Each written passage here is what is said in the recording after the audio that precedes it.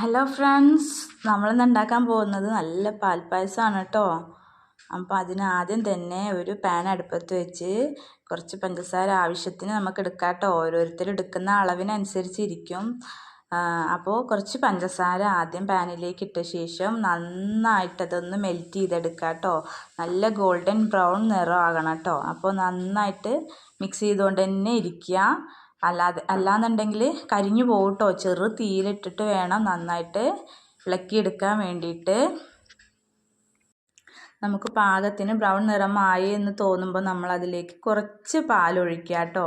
ഒന്നിച്ച് പാലൊഴിച്ച് കഴിഞ്ഞാൽ ആകെ അത് കട്ടയായി പോവും. അപ്പോൾ നമ്മൾ എന്ത് ചെയ്യുക, കുറച്ച് പാല് മാത്രം ഒഴിച്ച് നന്നായിട്ടൊന്ന് മിക്സ് ചെയ്തതിന് ശേഷം പിന്നെ ബാക്കി പാല് കൂടെ ഒഴിക്കുക കേട്ടോ. ഞാനിവിടെ 2 പാക്കറ്റ് പാലാണ് എടുത്തിട്ടുള്ളത്.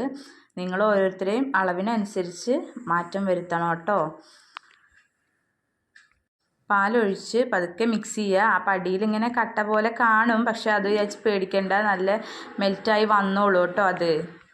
അതിനുശേഷം കുറച്ച് വെള്ളം ഒഴിച്ചു കൊടുക്കുക. പാകത്തിന് നമ്മൾ അളവിനനുസരിച്ച് ഒഴിച്ചു കൊടുക്കുക കേട്ടോ. ഞാനിവിടെ 1 ഗ്ലാസ് വെള്ളമാണ് ഒഴിച്ചു കൊടുത്തിട്ടുള്ളത്. അപ്പോൾ നന്നായിട്ട് തിളച്ച് വരുന്ന സമയത്ത് നമ്മൾ അതിലേക്ക് വേവിച്ച് വെച്ചിരിക്കുന്ന അരി ഇട്ട് കൊടുക്കുക കേട്ടോ. ഞാൻ ആദ്യം തന്നെ കുക്കറിൽ വേവിച്ച് വെച്ചിരുന്നു. അല്ലാന്നുണ്ടെങ്കിൽ പാലിൽ നമുക്ക് കുറുക്കിയെടുത്താലും മതി. ഞാൻ ആദ്യം വേവിച്ച് വെച്ചു, എളുപ്പമാണല്ലോ ചെയ്യാൻ. അതിനുശേഷം നമുക്ക് ആവശ്യത്തിന് പഞ്ചസാര ഇട്ട് കൊടുക്കാം കേട്ടോ. മെൽറ്റ് ചെയ്ത ശേഷം പഞ്ചസാര നോക്കിയിട്ട് ഇട്ട് കൊടുത്താൽ മതി. ചിലവർക്ക് പഞ്ചസാര വേണ്ടി വരില്ല.